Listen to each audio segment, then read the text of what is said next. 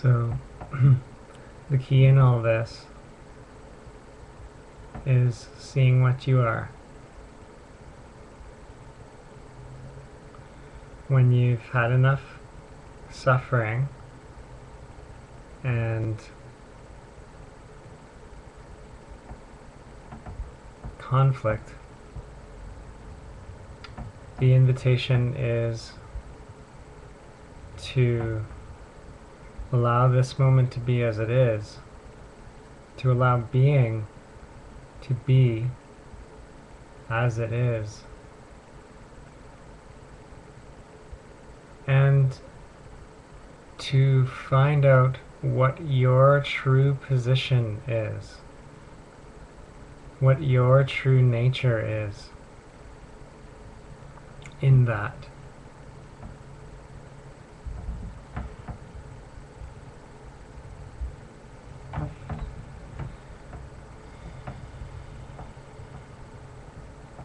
So that's the key.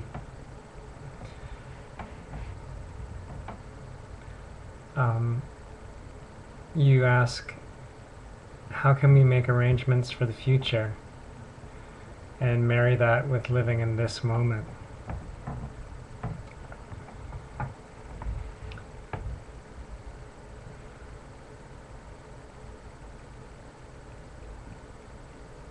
The question reveals that you think that they're separate, right? Only something that's separate has to be married. And in my experience, nothing is separate.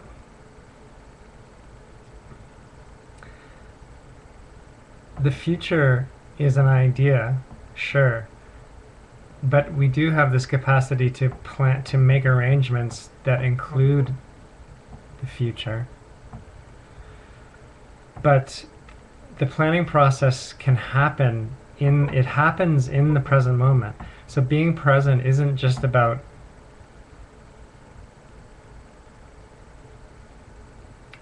coming to the sensations of the body, although that's a wonderful technique. But when you fall back onto the realization that you are the awareness, right? Because if I feel the sensation in my legs, then I am aware, I am the awareness, I'm the host for that sensation. You see, and then when the mind operates, when thought operates, I am the host for that operation of thought. So when thought begins to involve the notions of the future, that's fine. There's no, that's when grace is happening. That's when, it's like that squirrel. If you were to talk to the squirrel about why he or she was burying nuts, he wouldn't even know what you're talking about. It's as natural as breathing. Okay? So this arrangement making, it just happens. That's my experience. It really just, there's the awareness that's hosting all the sensations and any kind of thought activity and any kind of bodily movement. The awareness is aware of all that. So whenever you hear yourself ask the word how, you should let there be a red flag there, because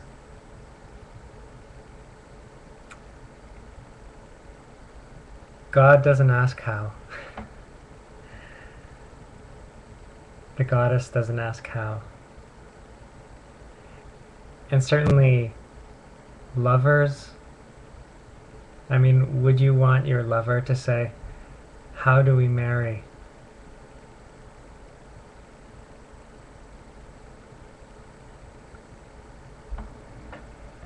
Asking how is a red flag. The ego wants, it absolutely believes in separation. It has to believe in separation because it sees itself as separate. And so then it also then believes in control, and it believes sort of in a Frankenstein way of like, I'm gonna make life happen by piecing together all the bits. And it isn't like that. You can find out that it isn't like that. You have to.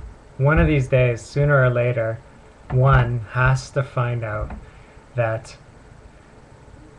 the notion of the me is just this sort of sound in the head. The notion of the separate psychological me.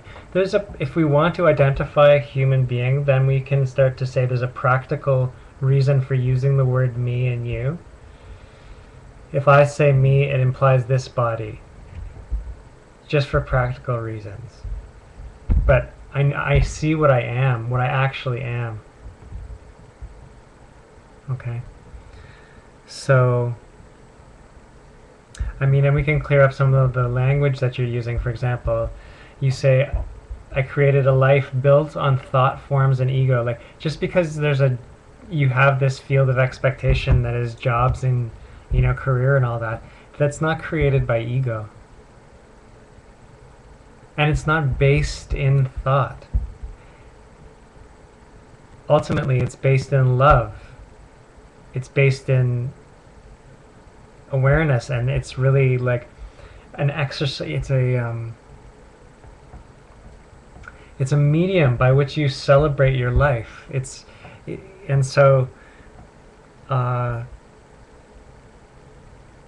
We don't need to separate these things.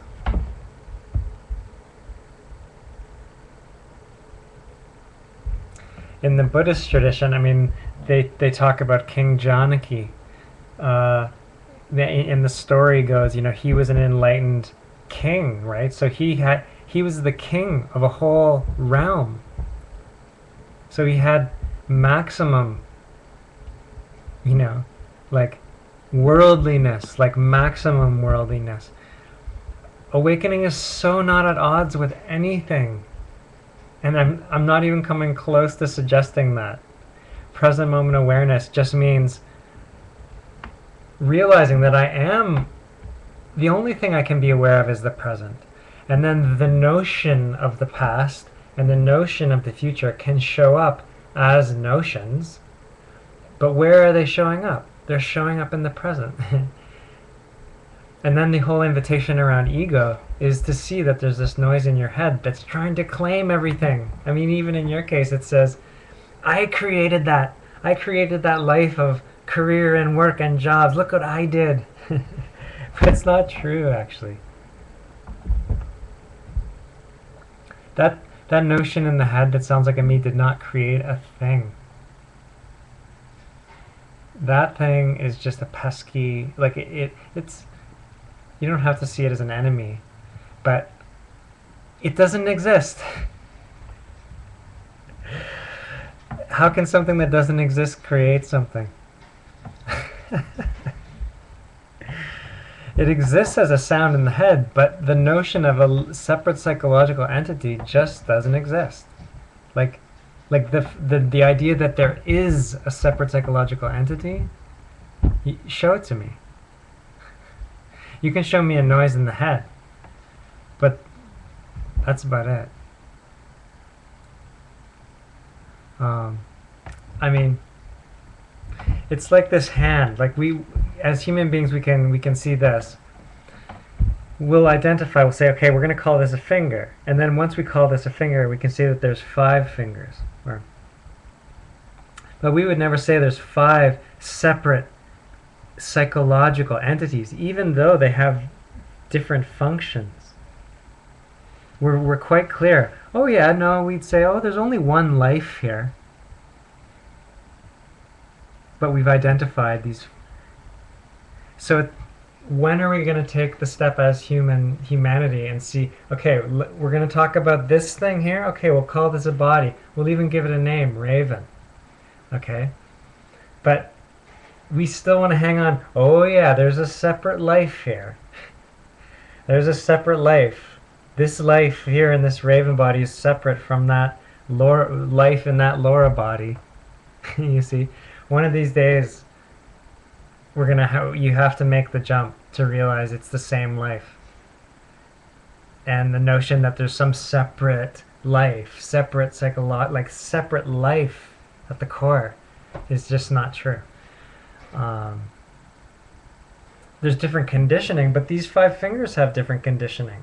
You know, this finger was cut at one point. This finger was burned at one point. You know, they have different histories. The fingers do.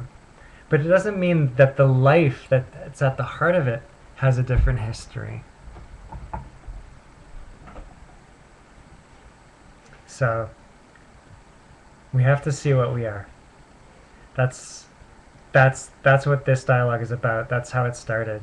You commented on my video that said, seeing what we are. And really that's the only thing that's on offer here. Because when you see what you are, that's it. There's no more struggle, no more